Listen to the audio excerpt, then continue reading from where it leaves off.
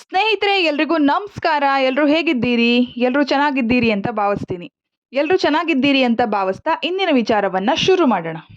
ಈಗಾಗಲೇ ನಾವು ಕಳೆದ ವಿಡಿಯೋದಲ್ಲಿ ಯಾವೆಲ್ಲ ಕಾರಣಗಳಿಂದಾಗಿ ರೇಷನ್ ಕಾರ್ಡ್ ರದ್ದಾಗಿದೆ, ಹಾಗೆ ಎಷ್ಟು ಸಂಖ್ಯೆಯಲ್ಲಿ ರೇಷನ್ ಕಾರ್ಡ್ ರದ್ದಾಗಿದೆ, ಯಾವೆಲ್ಲ ಜಿಲ್ಲೆಗಳಲ್ಲಿ ರೇಷನ್ ಕಾರ್ಡ್ ರದ್ದಾಗಿದೆ, ಹಾಗೆ ರೇಷನ್ ಕಾರ್ಡ್ ರದ್ದಾಗಿದ್ದರೆ ಅದನ್ನು ಯಾವ ರೀತಿಯಾಗಿ ಮತ್ತೆ ಪಡೆದುಕೊಳ್ಳಬಹುದು, ಅಂದರೆ BPL ಕಾರ್ಡ್ APL ಕಾರ್ಡ್ ಆಗಿ ಕನ್ವರ್ಟ್ ಆಗಿದ್ರೆ ಮತ್ತೆ ಯಾವ ರೀತಿಯಾಗಿ ಅದನ್ನು ಮತ್ತೆ ಹಿಂಪಡೆದುಕೊಳ್ಬಹುದು ಸರ್ಕಾರದಿಂದ ಅಂತ ಕಳೆದ ವಿಡಿಯೋದಲ್ಲಿ ನಾವು ಡೀಟೇಲ್ ಆಗಿ ತಿಳಿಸಿದ್ವಿ. ಆ ವಿಡಿಯೋನ ನೀವು ಇನ್ನೂ ನೋಡಿಲ್ಲ ಅಂತಂದರೆ ಡಿಸ್ಕ್ರಿಪ್ಷನ್ ಬಾಕ್ಸ್ನಲ್ಲಿ ಲಿಂಕ್ನ ಪ್ರೊವೈಡ್ ಮಾಡಿರ್ತೀನಿ, ನೀವು ಹೋಗಿ ನೋಡ್ಬೋದು ಈ ವಿಡಿಯೋನ ನೋಡಿ ಆದಮೇಲೆ.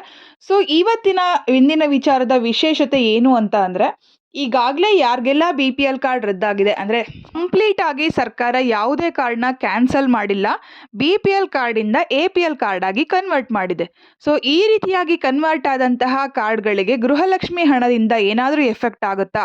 ಗೃಹಲಕ್ಷ್ಮಿ ಹಣ ಇವಾಗ ಏನು ತಿಂಗಳಿಗೆ 2,000 ರೂಪಾಯಿ ಸಹಾಯಧನ ಅಂತ ಮಹಿಳೆಯರಿಗೆ ಸಿಗ್ತಾ ಇದೆ, ಆ ಹಣಕ್ಕೆ ಏನಾದರೂ ತೊಂದರೆ ಆಗುತ್ತಾ ಈ ಕ್ಯಾನ್ಸಲ್ ಆಗಿರೋ BPL ಕಾರ್ಡಿಂದ? ಸೊ ಅದ್ರ ಬಗ್ಗೆ ನಾನು ಕಂಪ್ಲೀಟ್ ಇನ್ಫಾರ್ಮೇಷನ್ ಈ ವಿಡಿಯೋದಲ್ಲಿ ಕೊಡ್ತಾ ಇದ್ದೀನಿ.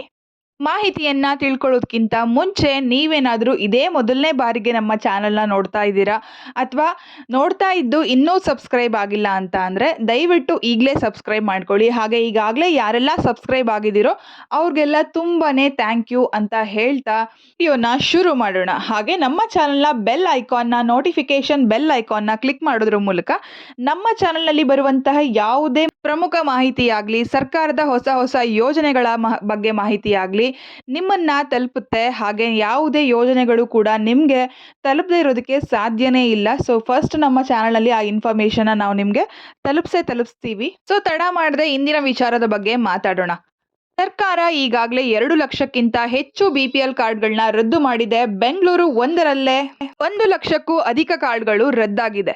ಹಾಗೆ ಎಷ್ಟೋ ಕುಟುಂಬಗಳು, ಎಷ್ಟೋ ಮಹಿಳೆಯರು ಈ ಸರ್ಕಾರದಿಂದ ಬರುವಂತಹ 2,000 ಗೃಹಲಕ್ಷ್ಮಿ ಹಣದ ಮೇಲೆ ಖಂಡಿತವಾಗ್ಲೂ ಡಿಪೆಂಡ್ ಆಗಿದೆ ಅಂತಾನೆ ಹೇಳ್ಬೋದು. ಹಿರಿಯರಾಗಿದ್ರೆ ಅವರ ಮಾತ್ರೆಯ ಖರ್ಚಿಗಾಗಿಯೋ, ಇಲ್ಲ ಮಹಿಳೆಯರು ಮಧ್ಯಮ ವಯಸ್ಕ ಮಹಿಳೆಯರಾಗಿದ್ರೆ ತಮ್ಮ ಮಕ್ಕಳ ಶಾಲಾ ಫೀಸ್ಗಳನ್ನು ಕಟ್ಟೋದಾಗಿರಲಿ, ಇಲ್ಲ ಮನೆಗೆ ದಿನಸಿ ಸಾಮಾನುಗಳನ್ನು ತರೋದಾಗಿರಲಿ, ಇಲ್ಲ ಯಾವುದೋ ಒಂದು ಸಂಘಕ್ಕೆ ಕಟ್ಟೋದಾಗಿರಲಿ, ಮಹಿಳೆಯರು ಈ ಗೃಹಲಕ್ಷ್ಮಿ ಹಣನ ತುಂಬ ಸದುಪಯೋಗ ಮಾಡ್ಕೊಳ್ತಾ ಇದ್ದಾರೆ ಅಂತಲೇ ಹೇಳ್ಬೋದು.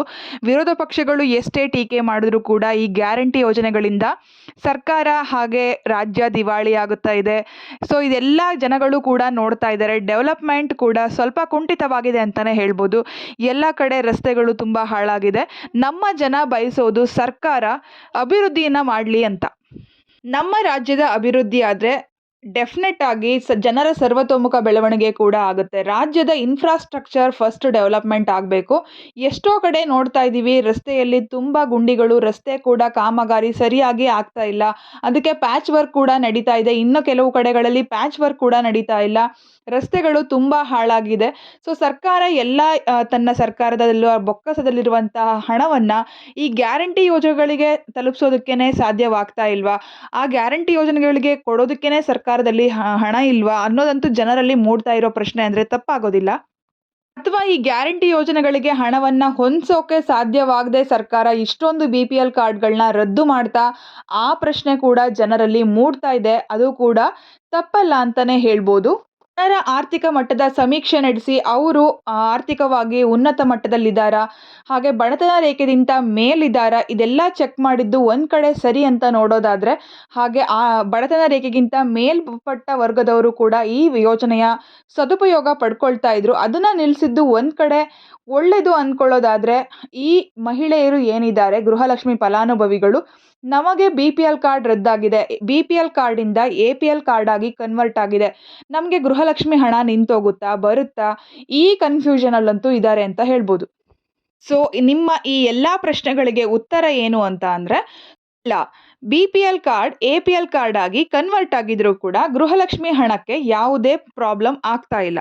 ಸೊ ಸರ್ಕಾರ ಆಲ್ರೆಡಿ APL ಕಾರ್ಡ್ ಫಲಾನುಭವಿಗಳಿಗೂ ಕೂಡ ಗೃಹಲಕ್ಷ್ಮಿ ಹಣವನ್ನು ತಲುಪಿಸ್ತಾ ಇತ್ತು. ಸೊ ಅಲ್ಲಿ ಯಾವುದೇ ರೆಸ್ಟ್ರಿಕ್ಷನ್ಸ್ ಹೇಳಿರಲಿಲ್ಲ.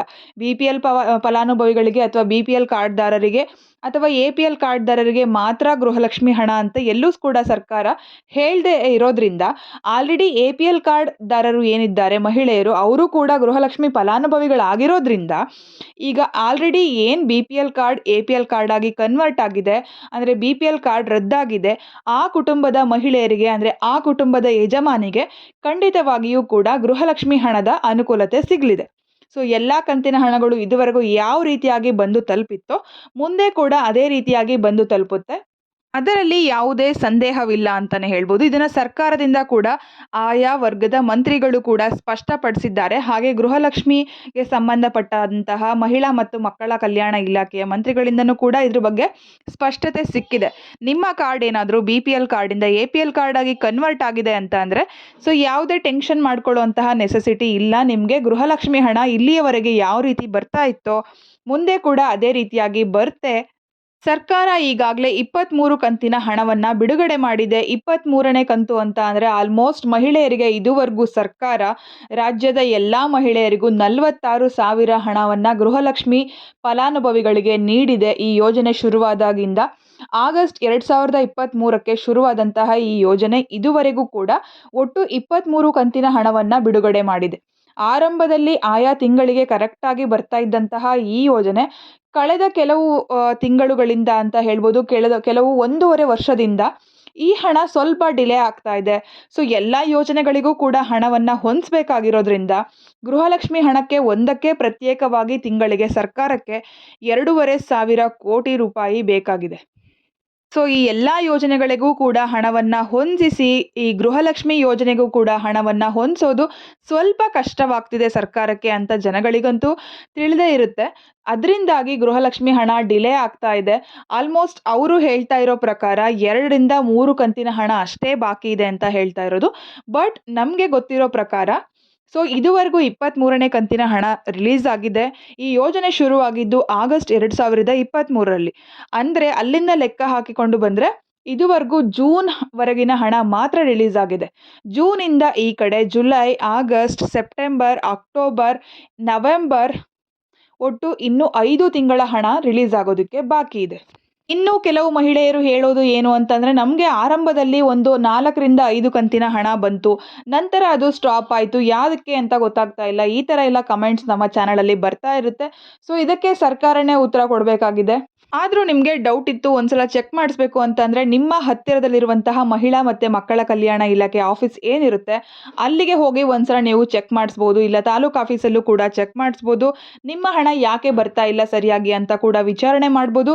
ಮುಂದಿನ 24ನೇ ಕಂತಿನ ಹಣ ಸರ್ಕಾರ ಈ ತಿಂಗಳ ಒಳಗಾಗಿ ಡಿಸೆಂಬರ್ ಒಳಗಾಗಿ ರಿಲೀಸ್ ಮಾಡುತ್ತೆ ಅನ್ನುವಂತಹ ನಂಬಿಕೆ ಜನರಲ್ಲಿದೆ ಅಂತ ಹೇಳ್ತಾ, ಈ ಮಾಹಿತಿ ನಿಮಗೆ ಇಷ್ಟ ಆಗಿದ್ರೆ ನಮ್ಮ ಚಾನಲ್ನ ಲೈಕ್ ಮಾಡಿ, ಶೇರ್ ಮಾಡಿ, ಹಾಗೆ ತಪ್ಪದೆ ಸಬ್ಸ್ಕ್ರೈಬ್ ಮಾಡ್ಕೊಳ್ಳಿ. ನೀವು ಸಬ್ಸ್ಕ್ರೈಬ್ ಮಾಡೋದ್ರಿಂದ ಸರ್ಕಾರದ ಯಾವುದೇ ಯೋಜನೆ ಕೂಡ ನಿಮಗೆ ತಲುಪಿಸೋದಕ್ಕೆ ನಮಗೆ ಸಹಾಯ ಆಗುತ್ತೆ.